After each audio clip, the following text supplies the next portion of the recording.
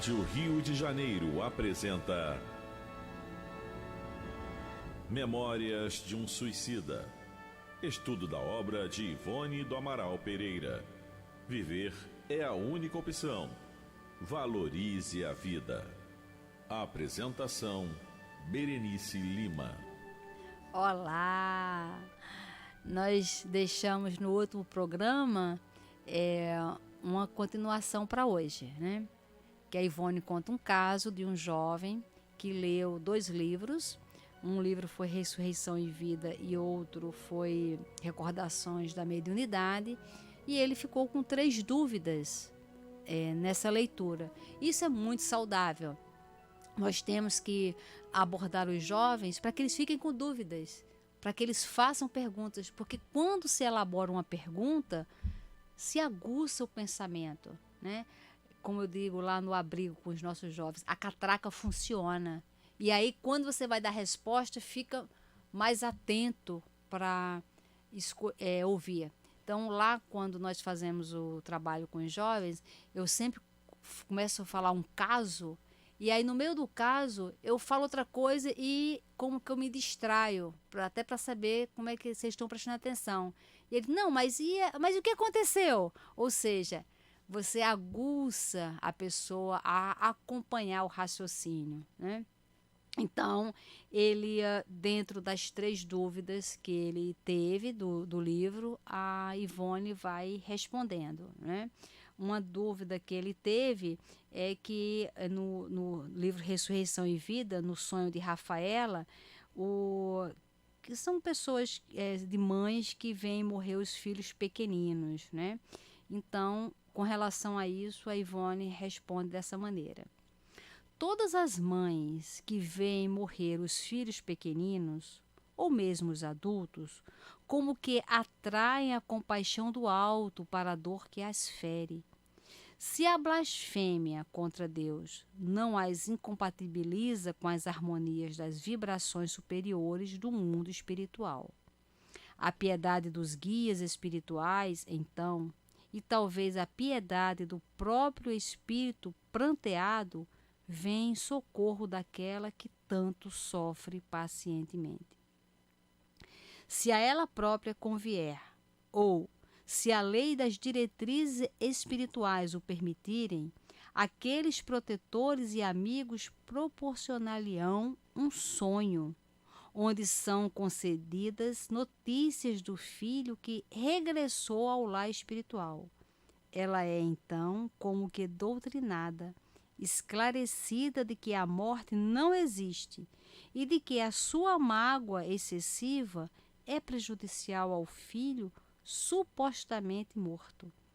Ela se inteira ainda de que, retendo-o nas camadas vibratórias inferiores da terra, ao pé de si, pelo sofrimento excessivo que conserva, penaliza-o e constrange-o, que ele, assim tolhido, não progredirá espiritualmente a fim de atingir os planos da verdadeira felicidade, que é a felicidade espiritual, e que até se poderá ressentir pelo excesso das lamentações maternas. E como toda mãe é abnegada, ela se consola e se resigna ao inevitável para que o filho possa ser feliz. Tem um livro que se chama, eu estou na dúvida se é Entre a Terra e o Céu, de André Luiz, pelo Chico Xavier, ou se é Ação e Reação. Eu acho que é Entre a Terra e o Céu. É um desses 2 livros que conta a história de Antonina. O filho dela desencarna, é uma criança, né? E ela tem mais 2 crianças, e que em desdobramento ela é uma pessoa tão resignada, o marido dela larga ela, né? Olha que isso lá na década de 30, né? 40, o marido larga ela e ela vai trabalhar fora para sustentar os 2 filhos. Ela é uma pessoa muito resignada e um filho dela desencarna, criança. E nas noites, em sonho, ela é levada no mundo espiritual e ela se encontra com esse espírito que foi filho dela, que desencarnou quando criança. e isso fortalece ela, né?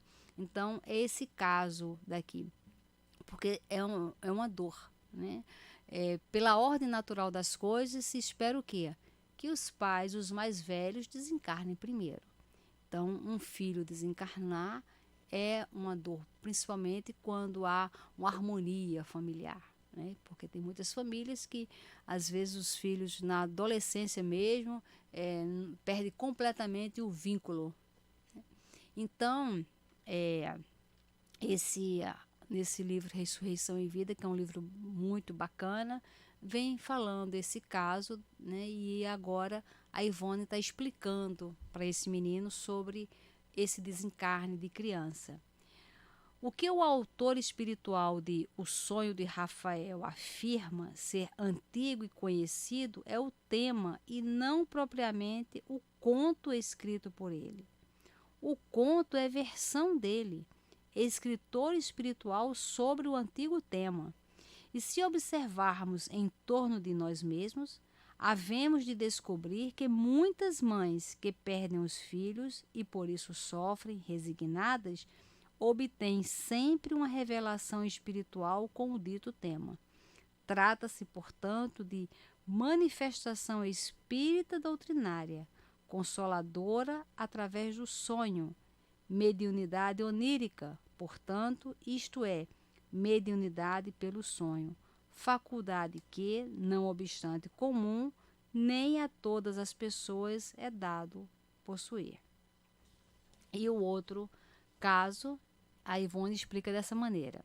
O fato de um escritor espiritual ou não escrever narrativas usando a primeira pessoa do singular, né, eu, como se ele próprio vivesse o caso, não quer dizer que expõe acontecimentos da própria vida. Leon Tolstói, o autor espiritual da novela mediúnica O Segredo da Felicidade, não se identifica como a personagem Vladimir da mesma novela, ainda porque, na época em que se desenrola a primeira parte da história narrada, o grande e saudoso escritor russo já era nascido na sua última existência terrena em 1828 e 1910. O modo de escrever, narrando acontecimentos usando-se a primeira pessoa do singular, é, portanto, apenas estilo literário, muito em moda entre os escritores do século passado. É estilo clássico, sugestivo, capaz de despertar a atenção do leitor. Então, na verdade, esse estilo, né? Quando você vai narrar uma história e você fala, não, eu estava, eu fui, né? Você cria um vínculo com o leitor muito grande, porque aquela história fica ali naquele âmbito, né, de duas pessoas, do personagem e de quem está lendo. Apenas um estilo literário. Mas veja, isso despertou no jovem uma questão, uma dúvida e uma pergunta. Coisas que às vezes a gente acha que o jovem não está percebendo, mas olha, um detalhe, mas ele percebeu. E não fica sem resposta. E aí Ivone fala, em várias das demais historietas contidas no volume em apreço, há esse mesmo modo de expressão, esse estilo sempre claro, agradável e atraente, expondo teses importantes do Evangelho e do Espiritismo, tais quais o leitor precisa inteirar-se. Isso, contudo, não impede que as narrativas sejam autênticas, embora vividas por outras pessoas. E é possível que, tratando-se de assuntos vividos no além-túmulo, os fatos realmente se passassem com o próprio narrador, visto que os espíritos escritores declaram que jamais se servem da ficção para as obras doutrinárias que escrevem. Então, esses espíritos, eles narram os casos reais que aconteceram, né? É tanto que tem um caso da Ivone, que tinha um espírito, no capítulo, acho que é do livro Devassando o Invisível, até o Beletrista, que é um espírito que se propõe a narrar histórias reais para Ivone, para ela escrever e ela assinar como sendo histórias dela, porque ela estava precisando de grana, de dinheiro, ela estava passando por uma situação financeira bem complicada e o espírito quis ajudá-la. Então ele falou, olha, eu autorizo, né, você usar o seu nome como autora e eu te conto histórias reais. E aí ela pensou, foi perguntar ao Charles, Leon Denis, e falaram, olha, não, isso é uma decisão pessoal. E ela pensou e falou, não quero, porque se é mediúnico, se tem a ação dos espíritos, eu não posso botar meu nome. Então eu não quero isso. E aí depois os amigos espirituais dela deram os parabéns a ela, porque ela, com o estudo da doutrina espírita, ela raciocinou, viu que ela ia se vincular a um espírito, que era o beletrista, que não tinha o compromisso da divulgação da doutrina espírita, mas iria fazer uma parceria espiritual com ela. E ela não quis, ela quer o compromisso da doutrina espírita. Tanto que o próprio espírito não gostou. Mas depois, ela explicando, ele se tornou um amigo dela. Então a gente precisa conhecer esses casos para a gente poder avaliar a mediunidade dos livros que nós escolhemos ler ou estudar. E aí ela fala, né, que muitos escritores modernos, notadamente ingleses e norte-americanos, usam a mesma forma literária, isto é, narram suas belas novelas e seus romances usando a primeira pessoa do singular, como se eles próprios tivessem vivido as peripécias que descrevem. E na outra questão, da dúvida do menino, ela responde assim: jamais um ser dotado de consciência, essência divina que fornece individualidade, estará totalmente inconsciente em espírito.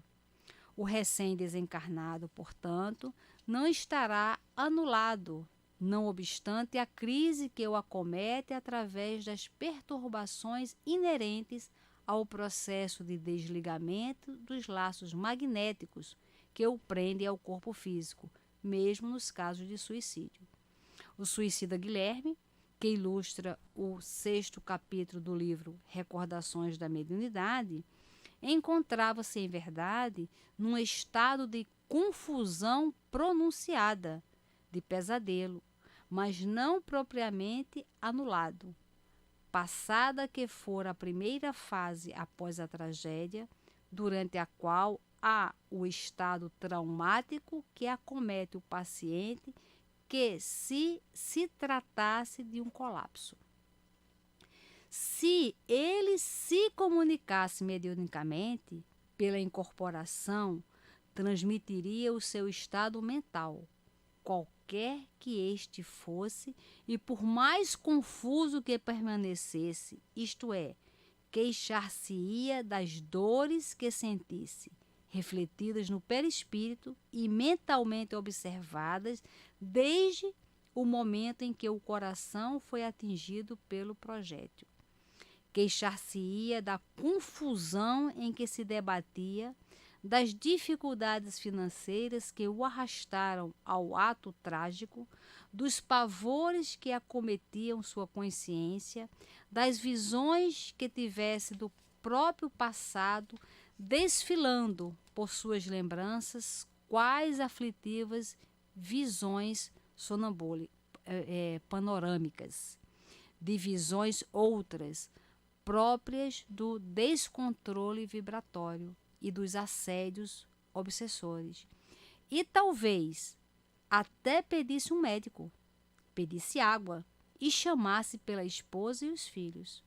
Outro sim apresentaria arrependimento, desapontamento por sentir-se ainda vivo e pensante, e talvez até manifestasse ímpetos de se ferir novamente, tentando destruir-se por uma segunda vez, pois as manifestações mediúnicas exatas de espíritos de suicidas costumam apresentar todos esses característicos. A palavra mais não é do que uma vibração do pensamento. Um médium bem dirigido pelos orientadores espirituais e por um diretor encarnado competente absorve todas as impressões do espírito comunicante e as transmite em palavreado fluente, principalmente os médiuns qualificados como positivos. Aqui ela dá uma aula para os médiuns da reunião de desobsessão, reunião mediúnica, né? Que geralmente se fala mesa mediúnica, mas uma vez eu escutei o Divaldo falar que é errado falar mesa mediúnica, porque a mesa não é mediúnica. A reunião é mediúnica porque a reunião tem caráter mediúnico. Então é reunião mediúnica, reunião de desobsessão. A mesa é a mesa não é nada. Então, mesa mediúnica é errado falar. Então, falamos reunião mediúnica porque a reunião é de caráter mediúnico. Então, aqui ele está falando, né? Ele dá uma aula. Olha só, repetindo, um médium bem dirigido pelos orientadores espirituais. O que é um médium bem dirigido? É um médium que se dedica ao estudo, que as preces, ele ele observa e ele tem uma alimentação adequada para o trabalho mediúnico, os pensamentos. Não é ser santo, não, mas ele se comporta e ele treina e ele age, ele tem todo um comportamento para tal atividade. É a mesma coisa, um cirurgião. Né? Um cirurgião vai fazer uma cirurgia de cabeça. Aí ele almoça uma feijoada, né, com cerveja. Não vai dar certo, porque ele não sabe qual vai ser a intensidade, o grau de dificuldade que vai ter uma cirurgia de cabeça. Então ele se prepara naquele dia, ele está ali mentalmente, fisicamente, emocionalmente e espiritualmente envolvido com a cirurgia que ele vai fazer. E ela diz, né? E se por um diretor encarnado competente. Então, quem dirige a reunião mediúnica tem que ter estudo, tem que ter competência no sentido de ter conhecimento para saber avaliar e conduzir a reunião. Então, por quê? Absorve todas as impressões do espírito comunicante e as transmite em palavreado fluente, principalmente os médios qualificados como positivos, que é o médium se organizar para tal tarefa. Uma vez interpenetradas as vibrações das duas mentes, pela ação magnética própria do perispírito, a serviço da mediunidade, a comunicação será estabelecida e o médium poderá traduzir o estado real da mente comunicante. E, com efeito, a prática dos fenômenos mediúnicos, a observação dos investigadores e os próprios ensinamentos advindos dos espíritos instrutores assim o demonstram. Quando tal não se verificar, será por deficiência nervosa ou vibratória do médium e dificuldades do ambiente, que nem sempre é favorável ao brilho das manifestações. Mas o que é certo é que essa é a feição normal do fenômeno.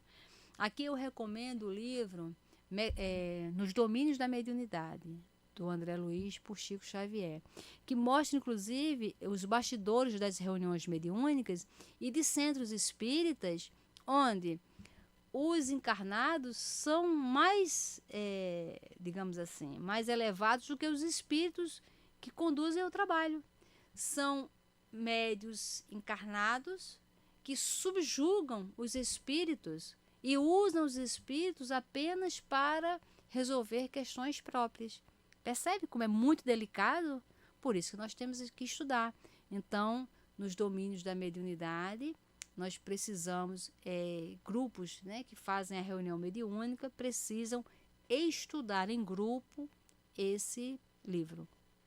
Porque nos dá segurança de agir na mediunidade. Esse livro é André Luiz, passando em várias casas espíritas, analisando os bastidores espirituais das reuniões de desobsessão, das reuniões mediúnicas. Nossa, é assim inestimável.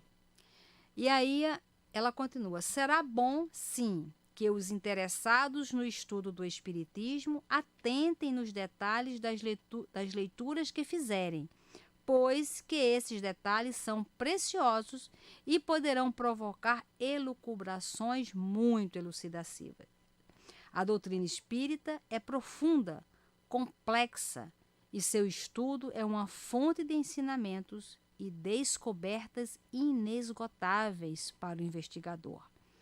E nesta época de guerras, tragédias e incompreensões que assinalam o fim de um ciclo de evolução para a humanidade, será honroso para nós outros, os adeptos da doutrina celeste, que o Senhor de todas as coisas nos encontre atentos ao trabalho, procurando a verdade e assimilando o bem, para que não passemos pela dor ou pela vergonha de sermos considerados obreiros infiéis e desinteressados da reprodução dos talentos confiados pelo céu à nossa guarda.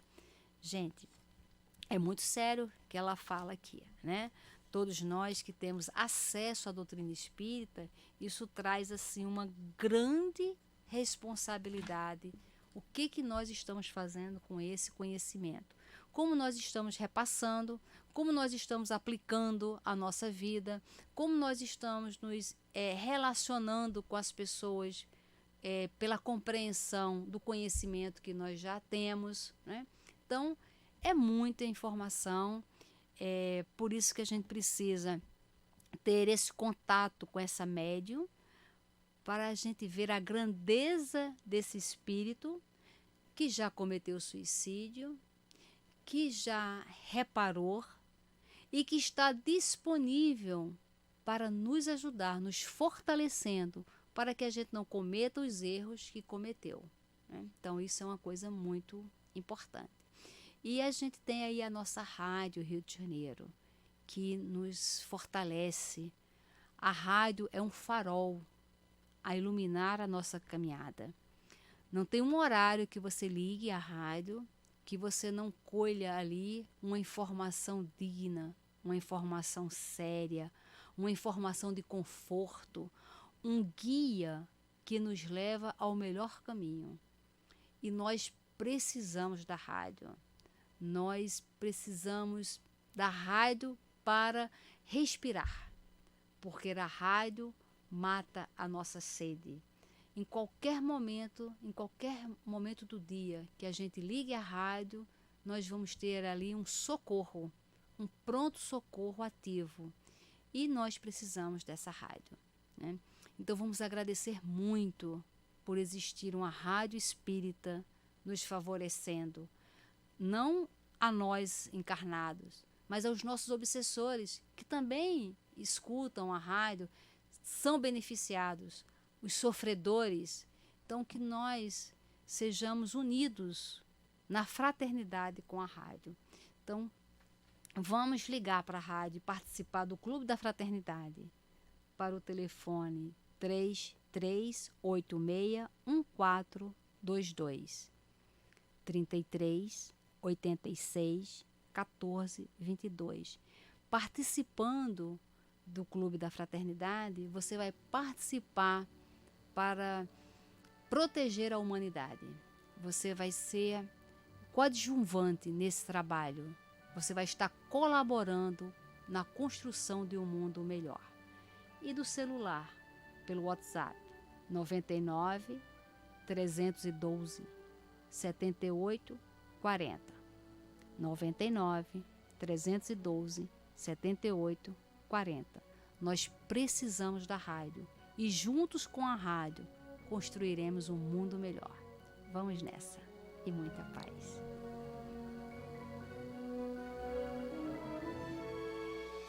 A Rádio Rio de Janeiro apresentou Memórias de um Suicida, estudo da obra de Ivone do Amaral Pereira. Viver é a única opção. Valorize a vida.